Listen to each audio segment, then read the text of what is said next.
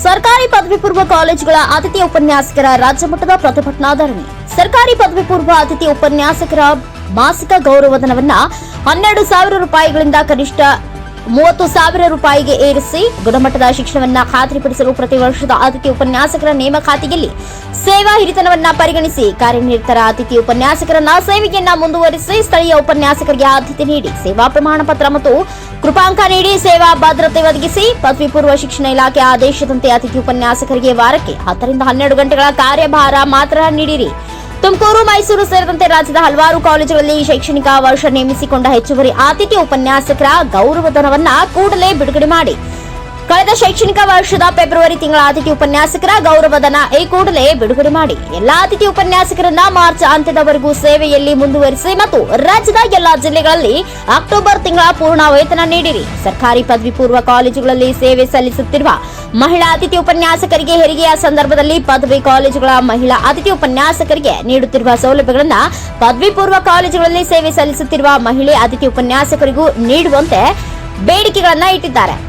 ನಮಸ್ಕಾರ, ನಾನು ರಾಜೇಶ್ ಭಟ್ ಅಂತ, ಸರ್ಕಾರಿ ಪದವಿ ಪೂರ್ವ ಕಾಲೇಜುಗಳ ಅತಿಥಿ ಉಪನ್ಯಾಸಕರ ಸಂಘಟನೆಯ ರಾಜ್ಯ ಕಾರ್ಯದರ್ಶಿ. ನಮ್ಮ ಸಂಘಟನೆಯ ರಾಜ್ಯ ಸಮಿತಿ ಹಾಗೂ ಸಾವಿರಾರು ಜನ ಅತಿಥಿ ಉಪನ್ಯಾಸಕರ ಪರವಾಗಿ ಈ ಒಂದು ವಿಡಿಯೋ ಮಾಡ್ತಾ ಇದ್ದೀನಿ. ಸ್ನೇಹಿತರೆ, ನಮ್ಮ ರಾಜ್ಯದಲ್ಲಿ 4,000ಕ್ಕಿಂತ ಹೆಚ್ಚು ಅತಿಥಿ ಉಪನ್ಯಾಸಕರು ಸರ್ಕಾರಿ PU ಕಾಲೇಜುಗಳಲ್ಲಿ, ಪದವಿ ಪೂರ್ವ ಕಾಲೇಜುಗಳಲ್ಲಿ ಸೇವೆ ಸಲ್ಲಿಸುತ್ತಿದ್ದಾರೆ. ಕಳೆದ ಹಲವಾರು ವರ್ಷಗಳಿಂದ ನಾವೆಲ್ಲರೂ ಉಪನ್ಯಾಸಕರು ಇವತ್ತು ಒಳ್ಳೆ ಗುಣಮಟ್ಟದ ಶಿಕ್ಷಣ ಏನು ಕೊಡಬೇಕು, ಒಳ್ಳೆ ಫಲಿತಾಂಶ ಕೊಡಬೇಕು, ಇದರಲ್ಲಿ ಉತ್ತಮ ಕೆಲಸ ಮಾಡ್ತಿರೋದು ಇವತ್ತು ರಾಜ್ಯದ ಎಲ್ಲೆಡೆ ಗೊತ್ತಿದೆ. ಆದ್ರೆ ಸ್ನೇಹಿತರೆ, ಹಲವಾರು ಸಮಸ್ಯೆಗಳಲ್ಲಿ ಇವತ್ತು ನಾವು ಅತಿಥಿ ಉಪನ್ಯಾಸಕರು ದಿನನಿತ್ಯ ನಮ್ಮ ಜೀವನದಲ್ಲಿ ನಾವು ಅನುಭವಿಸ್ತಾ ಇದೀವಿ.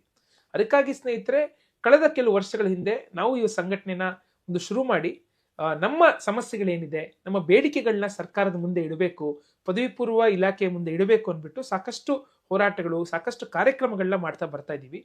ಮೊದಲನೇದಾಗಿ ನಮ್ಮ ಸಂಬಳ 9,000 ರೂಪಾಯಿ ಇತ್ತು, ನಮ್ಮ ಗೌರವಧನ ನಮ್ಮ ಒತ್ತಡದಿಂದ 12,000 ಆಯಿತು. ಅಥವಾ ಜೂನಿಂದ ಇವತ್ತು ಫೆಬ್ರವರಿ ತನಕ ನಮ್ಮನ್ನ ಸೇವೆಯಲ್ಲಿ ನಾವು ತಗೊಳ್ತಾ ಇದ್ದಾರೆ. ಅದಕ್ಕಿಂತ ಹಿಂದೆ ಎಲ್ಲ ಆಗಸ್ಟಲ್ಲಿ ನಮ್ಗೆ ಸೇವೆಗೆ ತಗೊಳ್ತಾ ಇದ್ರು. ಈ ರೀತಿ ಹಲವಾರು ಸಮಸ್ಯೆಗಳು ನಾವು ಹಿಂದೆ ಎದುರಿಸ್ತಾ ಇದ್ವಿ. ಅದನ್ನ ಹೋರಾಟದ ಮುಖಾಂತರ, ಸರ್ಕಾರದ ಗಮನಕ್ಕೆ ತರೋದ್ ಮುಖಾಂತರ ಕೆಲವು ಬೇಡಿಕೆಗಳನ್ನ ನಾವು ಈಡೇರಿಸ್ಕೊಂಡಿದೀವಿ. ಅದ ನಂತರ ಕಳೆದ ವರ್ಷ ಡಿಸೆಂಬರ್ 22ನೇ ತಾರೀಕು ಬೆಂಗಳೂರಿನಲ್ಲಿ ರಾಜ್ಯ ಮಟ್ಟದ ಸಮಾವೇಶ ಕೂಡ ಮಾಡಿದ್ವಿ. ಈ ಒಂದು ಸಮಾವೇಶದಲ್ಲಿ 600ಕ್ಕಿಂತ ಹೆಚ್ಚು ಅತಿಥಿ ಉಪನ್ಯಾಸಕರು ರಾಜ್ಯದ ಎಲ್ಲೆಡೆಯಿಂದ ಈ ಸಮಾವೇಶದಲ್ಲಿ ಭಾಗಿಯಾಗಿದ್ರು.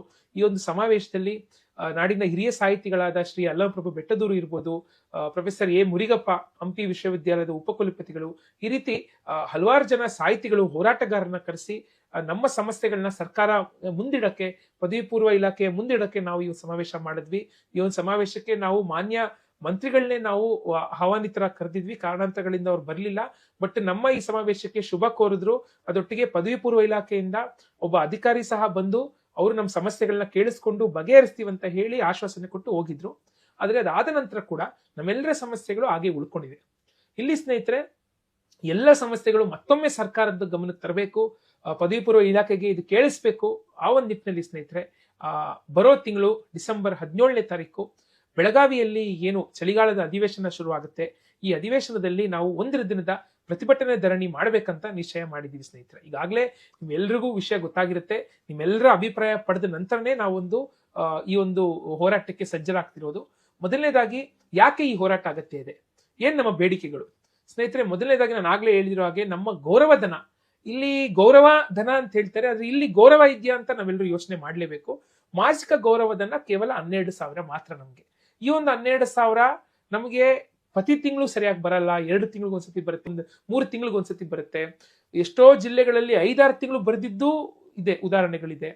ಇಲ್ಲಿ ನಿಮ್ಗೆ ನೋಡಿದ್ರೆ ಪ್ರತಿದಿನ ಪರಪ್ಪನ ಅಗ್ರಹಾರದಲ್ಲಿ ಕೆಲಸ ಮಾಡೋ ಒಬ್ಬ ಕೈದಿಗೆ ಏನು ದಿನನಿತ್ಯ ಕೂಲಿ ಕೊಡ್ತಾರೆ, ಅಥವಾ ಸಾಮಾನ್ಯ ಇವತ್ತು ಕೂಲಿ ಕಾರ್ಮಿಕರಿಗೆ ಏನು ದುಡಿತಾರೆ, ಅದಕ್ಕಿಂತ ಕಡಿಮೆ ನಮ್ಮ ಗೌರವಧನ ಇದೆ. ಜೊತೆ ಇಲ್ಲಿ ನಾವು ಯೋಚನೆ ಮಾಡಬೇಕು, ಎಷ್ಟೋ ಜನ ನಾವು ಪೋಸ್ಟ್ ಗ್ರಾಜುಯೇಷನ್ ಮಾಡಿರ್ತೀವಿ, ಇವತ್ತು BEd ಕೂಡ ಕಂಪಲ್ಸರಿ ಮಾಡಿದ್ದಾರೆ. ಇಷ್ಟೆಲ್ಲ PhD ಮಾಡಿರೋರು ಇದ್ದೀವಿ ನಮ್ಮಲ್ಲಿ ಹಲವಾರು ಜನ. ಇಷ್ಟೆಲ್ಲ ಓದಿದ್ರು ಕೂಡ ನಮ್ಮ ಮಾಸಿಕ ಗೌರವಧನ ಕೇವಲ 12,000 ರೂಪಾಯಿ. ಇಲ್ಲಿ ಸರ್ಕಾರ ಕೂಡಲೇ 12,000ದಿಂದ 30,000 ರೂಪಾಯಿಗೆ ಏರಿಸಬೇಕು ಅಂತ ನಮ್ಮ ಮೊದಲನೇ ಬೇಡಿಕೆ ಸ್ನೇಹಿತರೆ. ಎರಡನೇದು, ಇವತ್ತು ಆಕ್ಚುಲಿ ಪದವಿ ಪೂರ್ವ ಇಲಾಖೆ ಸುತ್ತೋಲೆ ಪ್ರಕಾರ ನಾವು ವಾರಕ್ಕೆ 10 ಗಂಟೆ, ಗರಿಷ್ಠ 12 ಗಂಟೆ ಸೇವೆ ಸಲ್ಲಿಸಬೇಕು.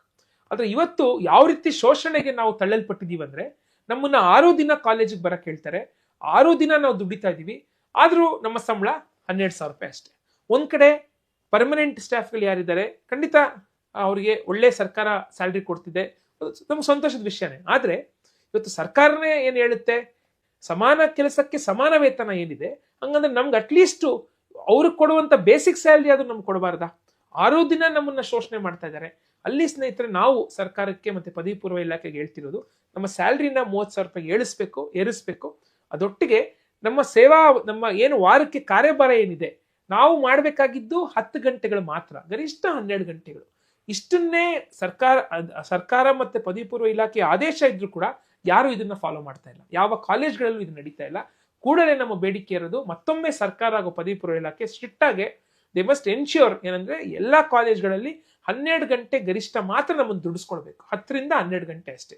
ಅದಕ್ಕಿಂತ ಹೆಚ್ಚು ನಮ್ಮ ಶೋಷಣೆ ನಮ್ಮನ್ನು ತಳ್ಳಲ್ಪಡಬಾರ್ದು. ನೆಕ್ಸ್ಟ್ ಸ್ನೇಹಿತರೆ, ಪ್ರತಿ ವರ್ಷ ನಮ್ಮ ನೇಮಕಾತಿಯಲ್ಲಿ ಇವತ್ತು ನಮ್ಗೆಲ್ಲ ಗೊತ್ತಿದೆ, ಒಳ್ಳೆ ಉತ್ತಮ ಗುಣಮಟ್ಟದ ಶಿಕ್ಷಣ ನೀವು ನೀಡಬೇಕಂದ್ರೆ ಯಾರ ಶಿಕ್ಷಕರನ್ನು ನೀವು ಸೆಲೆಕ್ಟ್ ಮಾಡ್ತೀರಾ? ಒಬ್ಬ ಫ್ರೆಶರ್, ಹೊಸಬನ, ಅಥವಾ 2 ವರ್ಷ 3 ವರ್ಷ 5 ವರ್ಷ 10 ವರ್ಷ ಕೆಲಸ ಮಾಡಿರೋ ನಿಮ್ ಮುಂದೆ ಬಂದ್ರೆ ನೀವು ಯಾರನ್ನ ಸೆಲೆಕ್ಟ್ ಮಾಡ್ಕೊಂತೀರಾ? ಅಥವಾ ನಿಮ್ಮ ಮಕ್ಕಳಿಗೆ ಯಾರೋ ಹೇಳ್ಕೊಡಕ್ ಬಂದ್ರು, ನಿಮ್ಮ ಮನೆ ಮಗುಗೆ ಇಬ್ರು ಟೀಚರ್ ಬರ್ತಾರೆ ಟ್ಯೂಷನ್ ಮಾಡಕ್ಕೋಸ್ಕರ, ಸರ್ ನಾನು ಇವಾಗಷ್ಟೇ ಸೇರಿದ್ದೀನಿ, ಇವಾಗಷ್ಟೇ ನಾನು ಡಿಗ್ರಿ ಮುಗಿಸಿದೀನಿ, ನಾನು ಪಾಠ ಮಾಡ್ತೀನಿ. ಇನ್ನೊಬ್ರು, ಇಲ್ಲ ಸರ್ ನಾನು 10 ವರ್ಷ ಮಕ್ಳಿಗೆ ಪಾಠ ಮಾಡಿದ್ದೀನಿ, ಯಾರು ಹೇಳ್ಕೊಡ್, ನಾವು ಇಬ್ರಲ್ಲಿ ನೀವು ಸೆಲೆಕ್ಟ್ ಮಾಡಿ ಅಂದ್ರೆ ನೀವು ಯಾರನ್ನ ಸೆಲೆಕ್ಟ್ ಮಾಡ್ತೀರಾ? 2 ವರ್ಷ ಸೇವೆ ಸಲ್ಲಿಸಿದಾರಲ್ಲ, ಎಕ್ಸ್ಪೀರಿಯನ್ಸ್ ಏನಿದೆಯಲ್ಲ, ಸೇವಾ ಹಿರಿತನವನ್ನು ಪರಿಗಣಿಸಿ ಅವ್ರಿಗೆ ಕೆಲಸ ಕೊಡೋದು. ಯಾಕೆಂದ್ರೆ ಅದರಿಂದ ಶಿಕ್ಷಣದ ಗುಣಮಟ್ಟ ಹೆಚ್ಚಾಗುತ್ತೆ. ಆದ್ರೆ ಇಲ್ಲಿ ನಾವು ಗಮನಿಸ್ತಾ ಇರೋದು, ಸರ್ಕಾರ ಪ್ರತಿ ವರ್ಷ ಮೆರಿಟ್ಗೆ ಬೆಲೆ, ಯಾರಿಗೆ ಹೆಚ್ಚು ಮೆರಿಟ್ ಇರುತ್ತೆ ಅವ್ರಿಗೆ ನಾವು ಕೆಲ್ಸಕ್ಕೆ ತಗೊಳ್ತೀವಿ. ಸ್ನೇಹಿತರೆ, ನಾವು ಮೆರಿಟ್ ವಿರೋಧಿಗಳಲ್ಲ, ಆದ್ರೆ ಮೆರಿಟ್ ಇದ್ದಿದ್ಕೆ ನಾವೆಲ್ಲ ಇವತ್ತು ಕೆಲಸದಲ್ಲಿ ಸೇರ್ಕೊಂಡಿದ್ವಿ, ಈಗಾಗಲೇ ಸೇರಿ ಕೆಲಸ ಮಾಡ್ತಿರೋದು ಹಲವಾರು ಜನ ಇದೀವಿ. ಇವತ್ತು ಮೊದಲನೇ ಪ್ರಾಮುಖ್ಯತೆ ನಾವು ಹೇಳ್ತಿರುವಂತದ್ದು, ಸೇವಾ ಹಿರಿತನಕ್ಕೆ ಕೊಡಬೇಕು. ಯಾರು ಇಷ್ಟು ಹೆಚ್ಚಿಗೆ ಸೇವೆ ಸಲ್ಲಿಸಿದ್ದಾರೆ, ಲೋಕಲ್ ಇದ್ದಾರೆ, ಆ ಒಂದು ಸ್ಥಳೀಯರಿದ್ದಾರೆ, ಅವ್ರಿಗೆ ಮೊದಲನೇ ಪ್ರಾಮುಖ್ಯತೆ ಕೊಡಬೇಕು. ಸೇವಾ ಹಿರಿತನಕ್ಕೆ ಮೊದಲನೇ ಆದ್ಯತೆ, ಇದು ನಮ್ಮ ಬೇಡಿಕೆ ಇದೆ ಸ್ನೇಹಿತರೆ. ಅದೊಟ್ಟಿಗೆ ಇವತ್ತು ನಮಗೆ ಸೇವಾ ಭದ್ರತೆ ಯಾವ ರೀತಿ ಸಿಗುತ್ತೆ? ಒಂದು ಸೇವಾ ಹಿರಿತನದಿಂದ ಪ್ರತಿ ವರ್ಷ ನಮ್ಮನ್ನ ಉಳಿಸ್ಕೊಳ್ಳೋದ್ರಿಂದ ನಮ್ಗೊಂದು ರೀತಿ ಭದ್ರತೆ ಸಿಗುತ್ತೆ. ಅದೊಟ್ಟಿಗೆ ಸ್ನೇಹಿತರೆ, ಬರೋ ದಿನಗಳಲ್ಲಿ ನಮ್ಗೆ ನಮ್ಮ ಸೇವೆಗೆ ಒಂದು ಸೇವಾ ಪ್ರಮಾಣ ಪತ್ರ ಕೊಡಬೇಕು, ಅಟೆಂಡೆನ್ಸ್ ಬುಕ್ ನ ಮೇಂಟೈನ್ ಮಾಡಬೇಕು ನಮ್ಗೆ. ಅದೊಟ್ಟಿಗೆ ಸ್ನೇಹಿತರೆ, ನಮ್ಗೆ ಕೃಪಾಂಕ ನೀಡಬೇಕು. ಇದು ನಮ್ಗೆ ಬರುವಂತ ವರ್ಷಗಳಲ್ಲಿ ಎಲ್ಲಾದ್ರೂ ಸರ್ಕಾರಿ ಹುದ್ದೆಗಳು ಬಂದಾಗ, ನಾವಿಷ್ಟು ವರ್ಷ ಸೇವೆ ಮಾಡಿದೀವಿ, ನಮ್ಮ ಸೇವೆಗೆ ಬೆಲೆ ಬೇಡವಾ? ಅದಕ್ಕೋಸ್ಕರ ಸರ್ಕಾರ ಕೃಪಾಂಕ ಕೊಡಬೇಕು. ಇದಾಗಲೇ ಡಿಗ್ರಿ ಅತಿಥಿ ಉಪನ್ಯಾಸ ನೀವು ಕೊಡ್ತಾ ಇದ್ದೀರಾ, ಬೇರೆ ಉಪನ್ಯಾಸ ಕೊಡ್ತಾ ಇದ್ದೀರಾ, ನಾವೇನು ಹೊಸದಾಗಿ ಕೇಳ್ತಿಲ್ಲ, ಇದು ಸರ್ಕಾರ ನಮಗೂ ಕೊಡಬೇಕು ಅಂತ ನಾವು ಕೇಳ್ತಾ ಇದೀವಿ. ರಾಜ್ಯದಲ್ಲಿ ಈ ವರ್ಷ ಹೆಚ್ಚುವರಿ ಅತಿಥಿ ಉಪನ್ಯಾಸಕರು ಅಂತ ಹೇಳಿ ಮೈಸೂರು ಜಿಲ್ಲೆ ಇರ್ಬೋದು, ತುಮಕೂರು ಜಿಲ್ಲೆ ಇರ್ಬೋದು, ಈ ರೀತಿ ಕೆಲವು ಜಿಲ್ಲೆಗಳಲ್ಲಿ ಹೆಚ್ಚುವರಿ ಅತಿಥಿ ಉಪನ್ಯಾಸಕರ ತಗೊಂಡ್ಬಿಟ್ಟು ಅವರಿಗೆ ಇನ್ನೂ 5-6 ತಿಂಗಳಾಗಿದೆ, ಇನ್ನೂ ಸ್ಯಾಲ್ರಿನೇ ಬಂದಿಲ್ಲ. ಸೊ ಅವರ ಸ್ಯಾಲ್ರಿನ ಬಿಡುಗಡೆ ಮಾಡಬೇಕು. ನೆಕ್ಸ್ಟ್ ನಮ್ಮ ಬೇಡಿಕೆ ಇರೋದು, ಇವಾಗ ಕಳೆದ ವರ್ಷ ಪೂರ್ಣ ವೇತನ ಸಿಕ್ಕಿದೆ, ಆದ್ರೆ ಅಧಿಕೃತವಾಗಿ ಸರ್ಕಾರ ಇದನ್ನ ಒಂದು ಆದೇಶ ಹೊರಡಿಸಬೇಕು. ಯಾವುದೇ ಕಾರಣಕ್ಕೂ ಅಕ್ಟೋಬರ್ ತಿಂಗಳಲ್ಲಿ ರಜೆಯನ್ನು ಪರಿಗಣಿಸಿ ನಮ್ಮ ಗೌರವಧನನ ಕಡಿತ ಮಾಡಬಾರ್ದು. ಕೊಡದೆ 12,000, ಮತ್ತೆ ಅದರಲ್ಲೂ ನೀವು ಕಟ್ ಮಾಡಿದ್ರೆ ನಾವು ಯಾವ್ದು ನಂಬ್ಕೊಂಡು ಜೀವನ ಮಾಡಬೇಕು? ಅದಕ್ಕೆ ಸರ್ಕಾರ ಯಾವುದೇ ಕಾರಣಕ್ಕೂ ನಮ್ಮ ಅಕ್ಟೋಬರ್ ವೇತನವನ್ನ ಕಟ್ ಮಾಡಬಾರ್ದು, ಪೂರ್ಣ ವೇತನ ಕೊಡಬೇಕು. ನೆಕ್ಸ್ಟ್ ಮಾರ್ಚ್ ಅಂತ್ಯದವರೆಗೂ, ಈಗಾಗಲೇ ಈ ವರ್ಷದ ನಮ್ಮ ಡಾಕ್ಯುಮೆಂಟ್ ಸರ್ಕಾರ ಬಿಡುಗಡೆ ಮಾಡುತ್ತೆ, ಅಲ್ಲಿ ಕ್ಲಿಯರ್ ಆಗಿ ಹೇಳ್ತಾ ಇದೆ ಏನಂದ್ರೆ, ಮಾರ್ಚ್ ಅಂತ್ಯದವರೆಗೂ ನಾವು ಸೇವೆಯಲ್ಲಿ ಉಪನ್ಯಾಸಕರನ್ನ ಬಳಸ್ಕೊಳ್ತೀವಂತ. ಅದೇ ರೀತಿ ನಮಗೆ ಸ್ಟ್ರಿಕ್ಟ್ ಆಗಿ ಅಂತ್ಯದವರೆಗೂ ಬಳಸ್ಕೊಂಡು ನಮಗೆ ಕನಿಷ್ಠ ತಿಂಗಳ ಸ್ಯಾಲ್ರಿ, ಇಲ್ಲಿ ನಮಗೆ 2 ತಿಂಗಳಿಗೊಂದ್ಸತಿ 3 ತಿಂಗಳಿಗೊಂದ್ಸತಿ ಬರೋದು ಕಷ್ಟ ಆಗ್ತಿದೆ. ಅಲ್ಲಿ ಹೆಂಗೆ ಸರ್ಕಾರಿ ಉಪನ್ಯಾಸಕರಿಗೆ, ಪರ್ಮನೆಂಟ್ ಉಪನ್ಯಾಸಕರಿಗೆ ನೀವು 1 ರಿಂದ 5ನೇ ತಾರೀಕು ಒಳಗಡೆ ಸ್ಯಾಲ್ರಿ ಬಿಡುಗಡೆ ಮಾಡ್ತೀರಾ, ಅದೇ ರೀತಿ ನಮ್ಮ ಸ್ಯಾಲ್ರಿ ಕೂಡ ತಿಂಗಳ ಬಿಡುಗಡೆ ಮಾಡಬೇಕು. ಅದೊಟ್ಟಿಗೆ ನಮಗೆ ಮಾರ್ಚ್ ಅಂತ್ಯದವರೆಗೂ ಸೇವೆಯಲ್ಲಿ ಬಳಸ್ಕೊಳ್ಬೇಕು. ಅದೊಟ್ಟಿಗೆ ಕೊನೆ ಬೇಡಿಕೆ ನಮಗೆ, ಇವತ್ತು ಮಹಿಳಾ ಅತಿಥಿ ಉಪನ್ಯಾಸಕರು ಯಾರಿದ್ದಾರೆ, ಇವರಿಗೆ ಹೆರಿಗೆ ಸಂದರ್ಭದಲ್ಲಿ ಇವತ್ತು ಡಿಗ್ರಿ ಕಾಲೇಜಲ್ಲಿ ಏನು ನೀವು ಅವರಿಗೆ ಬೆನಿಫಿಟ್ಸ್ ಕೊಡ್ತಾ ಇದ್ದೀರಾ, ಅದೇ ಬೆನಿಫಿಟ್ಸ್ಗಳನ್ನ ಸೇಮ್ ನಮ್ಮ ಪದವಿ ಪೂರ್ವ ಅತಿಥಿ ಉಪನ್ಯಾಸಕರ ಇರುವಂತ ಹಲವಾರು ಜನ ಮಹಿಳಾ ಅತಿಥಿ ಉಪನ್ಯಾಸಕರು ಕೊಡಬೇಕು ಅಂತ ನಮ್ಮ ಮನವಿ ಇದೆ. ಇಷ್ಟು ಬೇಡಿಕೆಗಳನ್ನ ಇಟ್ಕೊಂಡು ಮುಂದಿನ ತಿಂಗಳು 17ನೇ ತಾರೀಕು ಬೆಳಗಾವಿನಲ್ಲಿ ಬೃಹತ್ ಮಟ್ಟದ ಹೋರಾಟವನ್ನ ಹಮ್ಮಿಕೊಳ್ತಾ ಇದೀವಿ.